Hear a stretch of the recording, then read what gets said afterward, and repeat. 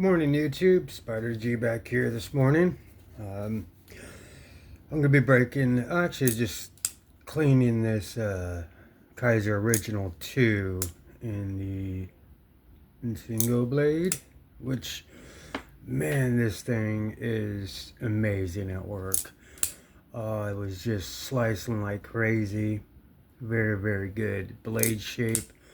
I had put in a pair of Asher Omega springs in here because the Omega springs in here, they feel a little weak, and when I put them on, and again, I really like stout detents. I am trying to get away from crossbars, but some are just good. If this was a top liner lock or something like that, or even just a regular, not a button lock or crossbar, a liner lock or frame lock, that would be kind of cool. This is the XL version. Now, the thing is, let me clean this blade off because it's been through some work yesterday. So I just have these wipes. I need to get some more 91% alcohol. I could use other stuff to clean this off, but I have these wipes right here, so this is not recommended. This has a very, very, very sharp edge on it. So when you do it, I usually come this way, but I do have to come down on the blade and just keep rubbing it until you don't feel anything on that blade or see anything. This satin they got on there, this hollow grind, is just, it's amazing. The only thing that kind of surprised me is how small the blade is, and it is super thin, because I kind of compared it to my Chris Reeves in single blade, and I'll show you in just a second, like where this is obviously much thinner, different blade steel, different hologram, different everything, but it just does have that similar look. And it looks like the other Kizer originals. I don't know about the Tonto. It actually looks like the Insingo or Inkosi blade. So I might actually pick up that drop point after seeing this, and that's hollow grind as well. And this is just the black micarta. I left the clip on it. Clip works perfectly fine. Tension is good. I was thinking about picking up the larger one, but not the larger one, the more premium one. But okay, so this blade is good. I'm gonna strop it as well. It does not need, no, it's still incredibly sharp, but I will strop it up, and I'm gonna open it up and kind of clean it. But I did want to show one thing here, is I do have the Chris Reeves and Singo, where you could see there is a awesome similarity, and I picked this one up because this and the Amazon drop point, and not the Tonto. It's just, you don't have this up here. With these ones, I could front flip. I usually like to try to front flip anything that has something like that, like the growlers or the 299 that I have. A lot of them I could front flip, and it's just fun to see if you can, and you can. And this one's on washer, so this one's broken pretty good, but it's supposed to be hydraulic, which it is. It's just like, boom, very, very good. dead nut centered. But again, you got a crown spine, and this is like 60 something dollars, much more on the cost of here. But you see you have the same crown spine, or this has crowned, it's just not, but it does have the box jimping. Pretty much the way it kind of, you see this wedge up here, it comes down very pronounced, and the plunge grind in the sharpening trail area is remarkable. Now this one, and I've been looking up the videos on people reviewing this, and what I don't understand, and maybe somebody could kind of let me know, is this plunge grind, right? So it has the same swedge, and it comes down, and it should, you know, stop right then and there. But you could see how it tapers out, and then it stops right there. But then there's this notch. I'm assuming they gave that to you so you could put in your own Dremel and sharpening choil. It doesn't hurt or anything like that. It's just weird. I'm expecting almost like a 50-50. Well, not really, but just to have, I don't know. Let me see. I don't know. I mean, it's clear and present. Like, what is that notch that goes up right there? And I will put a sharpening there. There is no stop pin to keep it from closing properly and having, issues with close up, So I don't know why that there, and it's hidden way below here.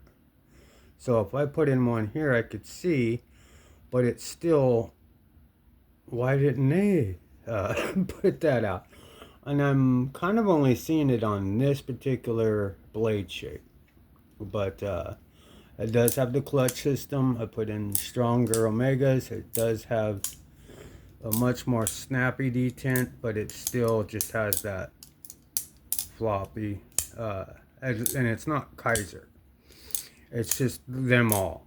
The like for them to change up these pullbacks to like those flat kind of glide like, or the narrow, where they just kind of flare out like a pair of wings, because it's not that it hinders me, but when you go to middle finger flip as a righty, probably, and as a lefty, you're gonna, when you're doing it, this part on this part, whatever which one, can get in the way. So it's actually just more satisfying to just thumb flick rather than trying to finger flick or middle finger flick, which is fine. I mean, you could do it just fine. But one finger bring down. So, and I have it on the not the strongest setting, it's the second one, because the Asher Nomad springs they're incredibly strong. But this is the same blade shape type, little different at the tip, but it does have a remarkable resemblance to that, except for this part right here, and here it's just a sharpening choil. Clear, you got a lot of life, clearly ends right there. This one clearly ends right there, so I do have about that much before it starts to smile. But if I put in my own, I could have a lot more life, especially that's a hollow point. We'll go ahead and put this away, and I just want to open. I'm not going to break it all the way down. That's another reason why I really don't care for crossbars. I usually don't put skiffs in crossbars. I do with the liner locks, the top liner locks, and it just depends. I like the parallel. I'm cool with that one. It really has a good stout what is acting as a detent, and I'd rather it be like that instead of it. Yeah, that's good. But yeah, so when we take this off here, I put in, yeah, no, it's actually on a, I tried several different, I have so many different Omega springs, and there was a pair that made it to where you couldn't even barely pull it back, and I'm like, okay, that's way too much. So what I did was I put in these ones and like very gently put it into the first one here, and you just do it one at a time. It's good. And then when you pull it back, you can see it's got good enough tension for me. Now this was well under $100. I don't really feel like, okay, so I had a little alarm go off, so my dog kind of goes off. But anyway, I just wanted to clean this up. These are, I didn't put, they do have the bearings in them. I just wanted to clean this up in here because where I work it gets very dusty, and just got this one. I always kind of keep them clean. Plus the germs that come with them at an airport is just gross. So I always like to keep them clean, come home, strap them up in the field and at home just to keep them nice and going.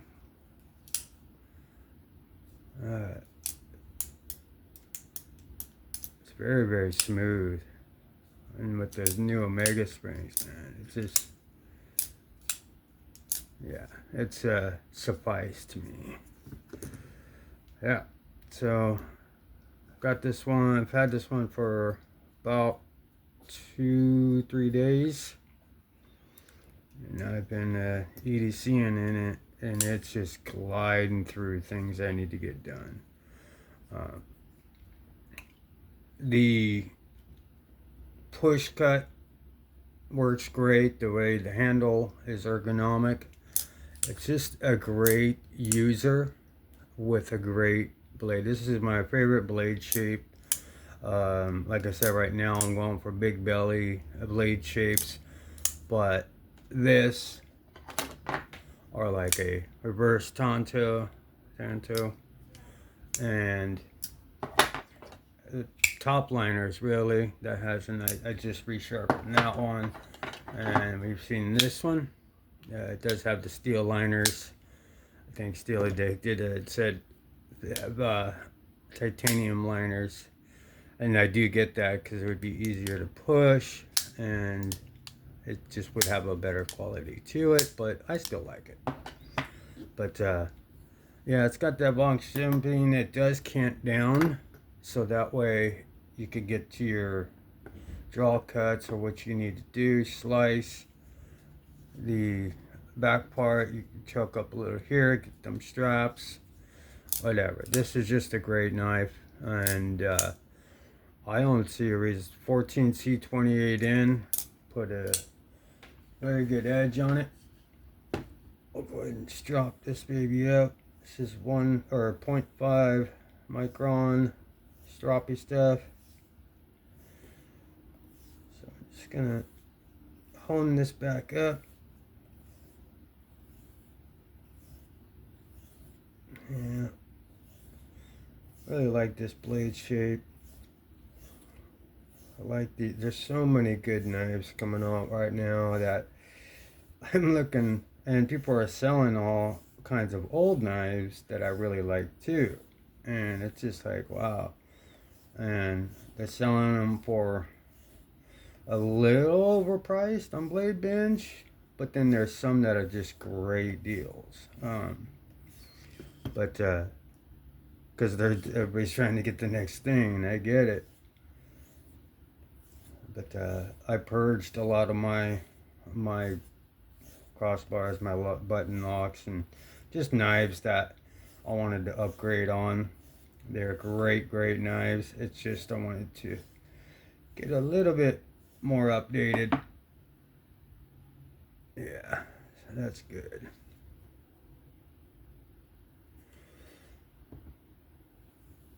Yeah. Let me just try that.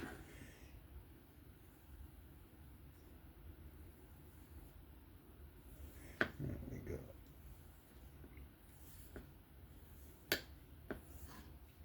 Okay. So let's clean up the other side here. These are T6. Careful, they will strip out, so just make sure you obviously put some pressure in there and make sure you're locked in with the new T6. Okay, so that's there. Let's take this off and wipe down inside, so that way we don't create anything other than the bearing track. So not too bad, pretty good.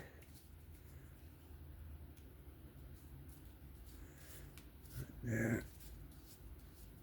Don't really need to do much to it, but definitely want to clean off this.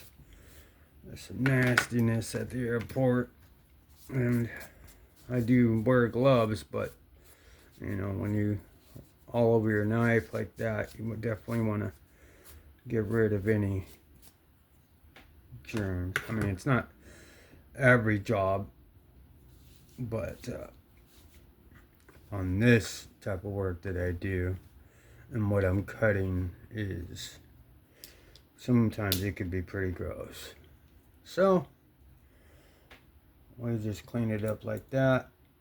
This thing is holding up on scratches, but it is picking up a little bit because I've been using it like crazy. And it's just it's a fun knife too. I mean, it's really fidgety, but functions just perfect. All right, so let's put that on this one. Since it's just a clutch, it's the clutch lock. You don't have to worry about taking apart a crossbar. All right, so we're almost done here. Let's make sure we're lined up.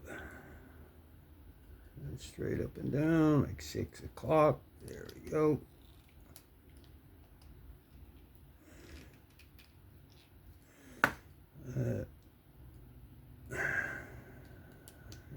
Before I tighten it all the way down, make sure it's in its right position. Good to go. All right, let's go ahead and there we go. And let's go ahead and put in the last one here. All right. I'm just gonna make this pretty snug. And this hasn't backed out on me. I haven't Loctited or anything. It doesn't really back out. So until it starts backing out, then I'll Loctite it, because both ends, I do have the little bit to be able to take apart a non-captured pivot there. But I feel a little blade play, so each side, I want to make sure I stay dead nut centered. See that? Alright, so it's good there. Fully swinging, cleaned up. Let's take a paper here. Catalog.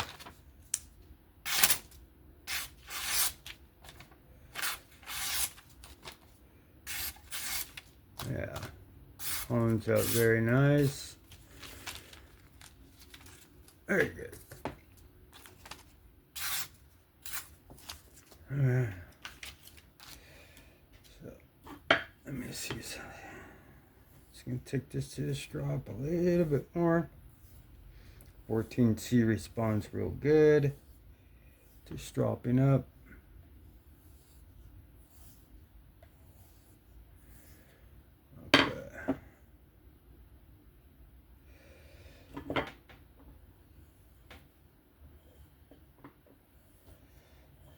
just over here stropping.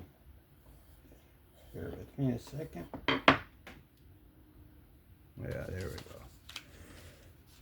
There was something on the very apex, but yeah, that is amazing. Yeah, so the hollow grind, it just blazes through.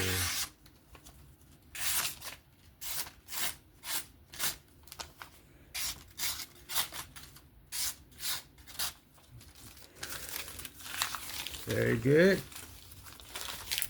So yeah, this Kizer Original 2 crossbar and this sheep's foot sort of in single blade. It's awesome. It's perfectly no up and down, no left or right. Thing is a dream to use. Alright, so it's 14C original 2. You get the box stripping, pillars, it's right hand, left hand, ambidextrous. Very good knife. I'll continue to be using this till and again, if someone could let me know why there's a little notch that protrudes up and why it doesn't have like the normal, you know, plunge. And I just never seen it before like that. So is that just for the option of me putting in my own, or is that the way they meant to do it? Because I kind of have noticed on other knives, on other videos, that it does have a similar thing. Is that just letting me know where the plunge ends, and then you really only have from here to here.